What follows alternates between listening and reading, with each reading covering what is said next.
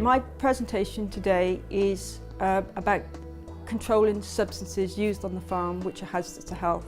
So it could be dust, vapours, liquids which you get on your hands, so any substance really which you use during your working day. In reality, on a farm, when you're doing dusty activities, you're going to have to rely on respirators at some stage. We'll have a little poll you. Which one do you think is the dustiest? So that's not dustless sawdust. If you put the lights back on, the dust disappears. Seeing is believing. If you can't see it, you don't do anything about it.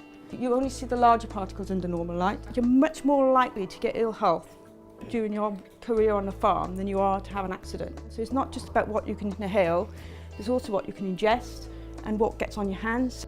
Often they don't use something which is most appropriate, they just use something which is most comfortable, or they don't bother at all. Some of it will be absorbed through the skin, but some will just act on the hands and cause really bad dermatitis.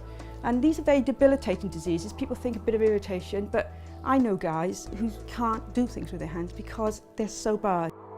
But all of these gloves are they've got to be thrown away at the end of the day, because even if you wash off the chemical, some of it will still be penetrating through that glove. It's all awareness. It's not just about cost. Often people are given things but they don't wear them. They know how difficult it is to do things with the sort of thick gloves on or a respirator. They can't communicate, so you know, they probably put it in their pocket or stick it on their head, but they don't actually wear it.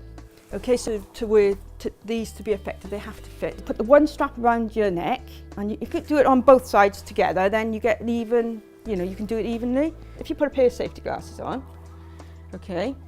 Now, if you put your hand over the exhalation valve in the front and blow out really hard, if you can feel air escaping around the outside, that suggests it's not fitted. If your glasses steam up, again, it's likely to be leaking around the nose. It's just about being considered really, so that you try to avoid or minimise exposure to these substances. They deserve to work in a better environment, and they shouldn't be made unwell as a result of going to work.